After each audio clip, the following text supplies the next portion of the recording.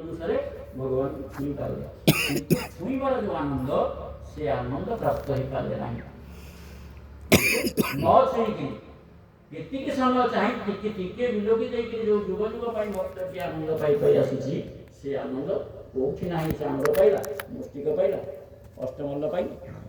ସେ କଥା କୋଉଠି ନାହିଁ। ତେଣୁ ଭକ୍ତି ହେଉଛି ମୂଳ ଭଗବାନଙ୍କୁ ପାଇବାର। ଭକ୍ତି କେମିତି ଅର୍ଜନ କରିବା? ଆଜି ପୀତାମ୍ବର ଭାଇର ये उद्यम पीताम्बर भाई आज उद्यम माने आमर कथा रहा आज गज उदाहरण बेश प्रसंग पहुँचीगला भक्ति नथिले आमे अनुभव किसी ना। भगवान पाखे बसुवा गुरुंर दरबार बसईवा गुरुं सत्संग करथिबा किंतु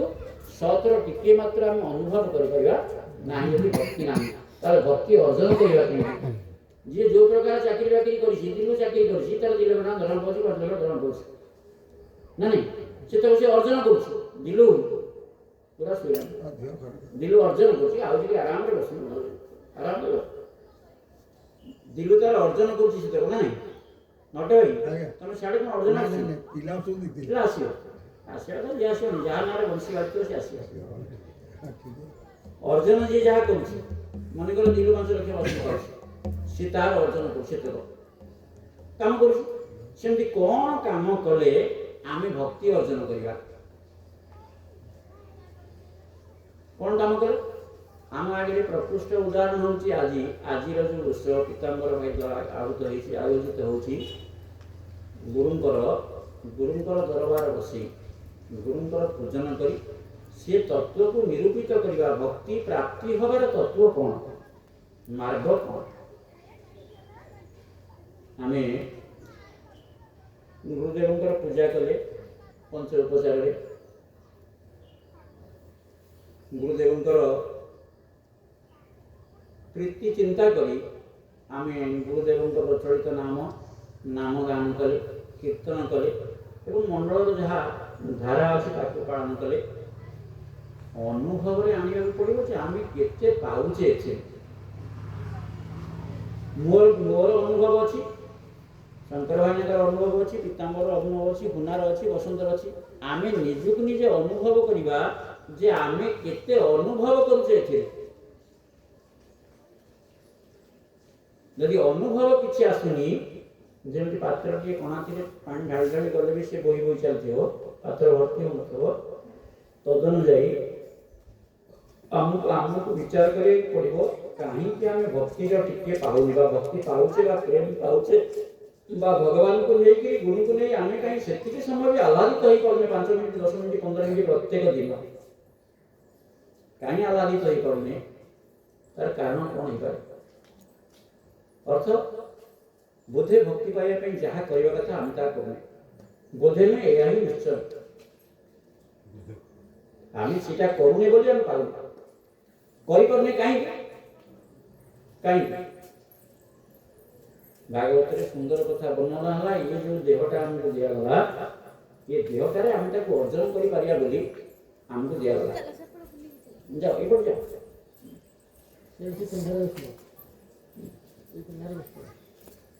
ये देह माध्यम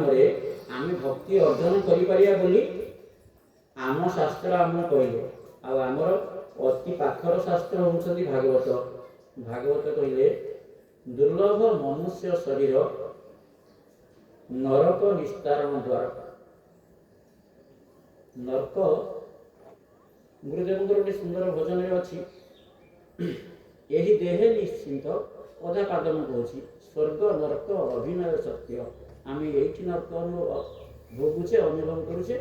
ये स्वर्ग भोगुचे स्वर्ग को अनुभव करुचे जमी चाणूर मुष्टिक भगवान को धरिक भी अनुभव आनंद पाई पारे ना कहीं से जानी ना अनुभव का आनंद कौन भगवान कौन तदनुजाई आमे अनेक काम करुचे किंतु आमे तार पाउने कहीं ना आमर से प्रकार भावना भाव भक्ति नाही आमे जानी पारने आमे तांको सहित भी समान तांको सहित भी आमे समान तेणु ये देह निश्चित स्वर्ग नरक अभिनय सत्य आमे नरकर अभिनय ये करुचे स्वर्गर अभिनय करुचे जो स्वर्गर अभिनय करवा से अनुभव आसवे भगवान गुरु आसवे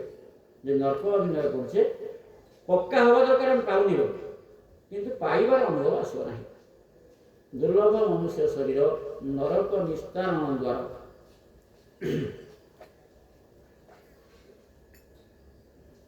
ମନୁଷ୍ୟ ଦେହ ନୁହେଁ ସ୍ଥିର, ବେଗେ ମରଣ ମୁଖୁତର। ଏ ମନୁଷ୍ୟ ଦେହଟା ବା ଜନ୍ମଟା ସ୍ଥିର ତ ରହିବନି, ନିଶ୍ଚୟ ଜନ୍ମ ହେଇଛି ଦିନେ ମରିବ, ପୁଣି ଏଇଟା ହେଉଛି ଧ୍ରୁବ ବା ସତ୍ୟ। ତେଣୁ ମୃତ୍ୟୁ ମୁଖରୁ ତରିବା, ମୃତ୍ୟୁ ମୁଖରୁ ତରିବାର ଅର୍ଥ ହେଉଛି ଭାଗବତ ଶ୍ରବଣ କଲେ ପରୀକ୍ଷିତ ମହାରାଜ ସାପ ହେଇଛି ଦଂଶନ କରିବା ରକ୍ଷକ, ଭାଗବତ ଶ୍ରୁତିର ତଲ୍ଲୀନ ଭକ୍ତ ହିସାବରେ, ତଲ୍ଲୀନ ଶ୍ରୋତା ହିସାବରେ ଶ୍ରବଣ କଲେ ଭାଗବତ ଶୁଣିବାର ଯାହା ଯାହା ଉତ୍ତମ ଶ୍ରୋତାର ଲକ୍ଷଣ ସବୁ ପରୀକ୍ଷିତ ମହାରାଜଙ୍କ ପାଖରେ ଅଛି। ଯିଏ ସେମିତି ଶ୍ରବଣ କରିପାରିବ, ଲୋଲୁପତା ମନ ଭିତରେ ରହିବ ଶ୍ରବଣ ପାଇଁ, ଲୋଲୁପତା କାହାଠୁ ଶୁଣିବ ଭାଗବତ ନା ସେମିତି ସେବ୍ୟ, ସେମିତି ସନ୍ଥ ମହାତ୍ମା ସାକ୍ଷାତ ବ୍ରହ୍ମଦର୍ଶୀ ବ୍ରହ୍ମଜ୍ଞାନୀ ତାଙ୍କଠାରୁ ଶୁଣିବ ଭାଗବତ।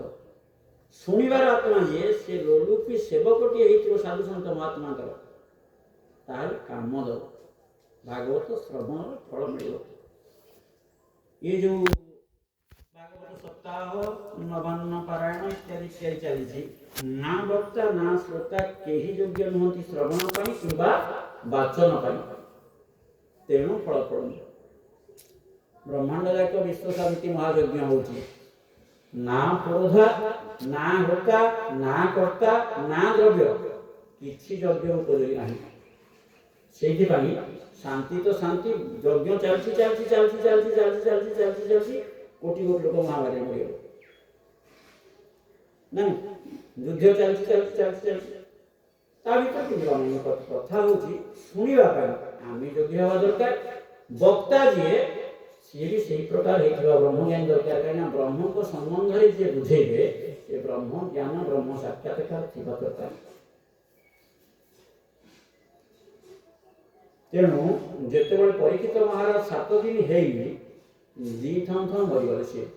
ଆମର କଥା ଥିଲା ବେଗେ ମରଣ ମୁଖୁତର, ମାନେ ମୃତ୍ୟୁ ଯେଉଁ କାଳ ଆମେ ଭାବେ, କାଳ ହବନି ମୃତ୍ୟୁ। ମୃତ୍ୟୁ ଜୀବନର ସାଧନା ପାଲଟିଯିବ, ଜୀବନକୁ ଜୟ କରିବାର ବାଟ ପାଲଟିଯିବ ମୃତ୍ୟୁ। ଖାଲି ପରିବର୍ତ୍ତନ ହବ ଘଟର, କିନ୍ତୁ ଯାହା ଯାହା ଯାହା ଯାହା ଜୀବନ ପାଇଁ ଆବଶ୍ୟକ, ଏ ଜୀବନ ସାର୍ଥକ ହେବା ପାଇଁ ସବୁ ଅର୍ଜନ ସରିଥିବ। ପରୀକ୍ଷିତଙ୍କର ସେଇଆ ହେଇଥିଲା, ଆମର ବି ସେଇଆ ହବ।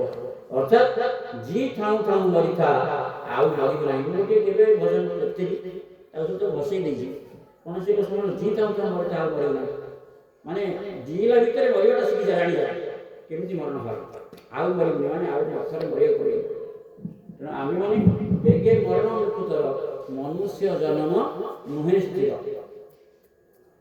ସୁଲଭ ନାଗ ରୂପେ ଘଟ ବନ୍ଧନ ଭବ ସିନ୍ଧୁ ତଟ। ଏ ଯୋଉ ଦେହଟା ଗୋଟେ ସୁଲଭ ଆମକୁ ମିଳିଛି, ବନ୍ଧନ ଭବ ସିନ୍ଧୁ ତଟ, ଏ ଯୋଉ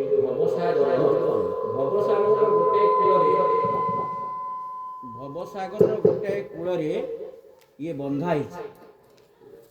କି ଏ ଦେହ ରୂପୀ ଡଙ୍ଗାଟା। ସୁଲଭ ନାବ ରୂପେ ଘଟ ବନ୍ଧନ ଭବ ସିନ୍ଧୁ ତଟ, ହେମନ୍ତ ନାବ ଥାଉ କୂଳେ ଯେବା ନ ତରେ ଭବ ଜଳେ। ଅନେକ ଜନ୍ମର ପୁଣ୍ୟ ଫଳରେ ଯେଉଁ ପ୍ରକାର ଦେହ, ଯେଉଁ ପ୍ରକାର ନାଭଟି ମିଳିଲା, ଏମିତିଆ ନାଭଟେ ଯଦି ଆମ ଏ ଭବସାଗରକୁ ପାରି କରିପାରିଲା ନାହିଁ, ହେମନ୍ତ ନାବ ଥାଉ କୂଳେ ଯେବା ନତରେ ଭବ ଜଳେ, ସେ ନର କାହିଁକି ହେମନ୍ତ ନାବ କୁହାଗଲା? ସୁଲଭ ନାବ ରୂପେ ଘଟ ବନ୍ଧନ ଭବ ସିନ୍ଧୁ ତଟ, ସେଇ ନାବରେ ଏ ନାଭେ ଗୁରୁ କର୍ଣ୍ଣ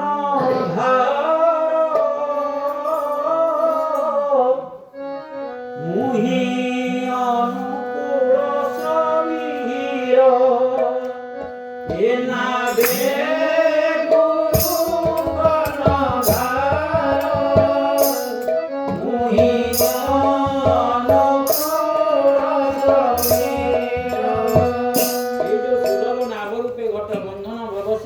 भवसागर कूल बंधा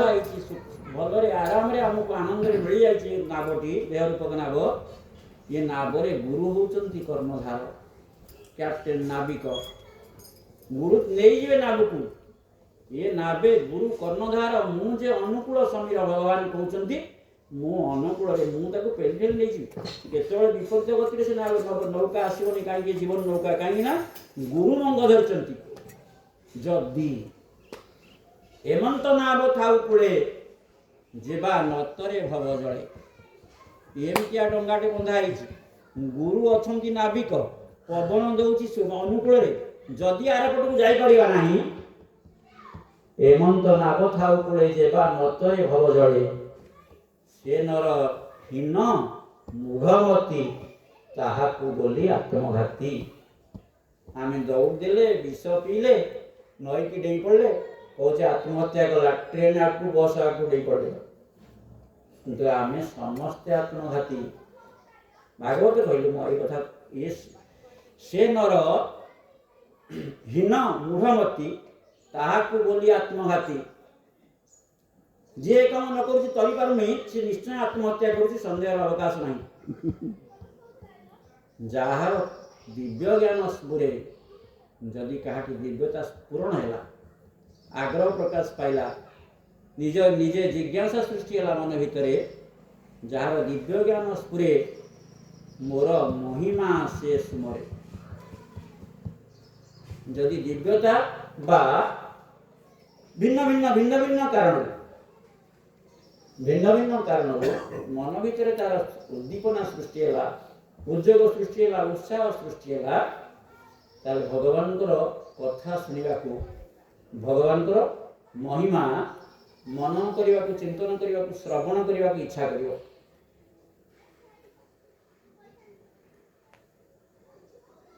महिमा तुम्ह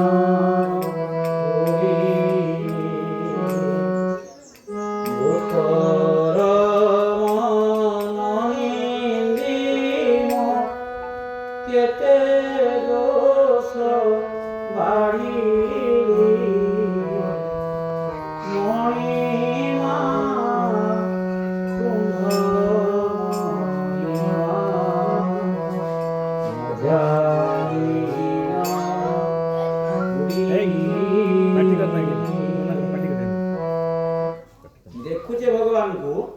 यही पटे ठाकुर ठाकुराणी चाहती से जदि महिमा ज्ञान थी आसला बेलू सतर्कता 100 सतर्क हो समस्ते आसवे कहीं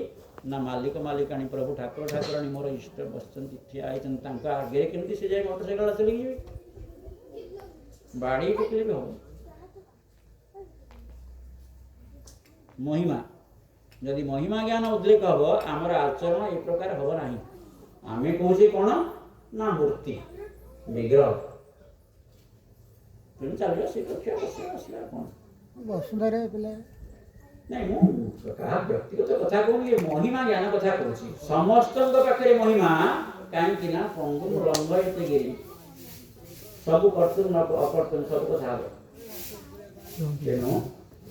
जार दिव्य ज्ञान स्फुरे मोर महिमा से सुमरे कौन है तार मन निवेशी मो पयरे विषय दुख से निस्तरे आम जो मन जाऊनी आम भक्ति आम मन भीतर उद्रेक हो पारुनी तार कारण होची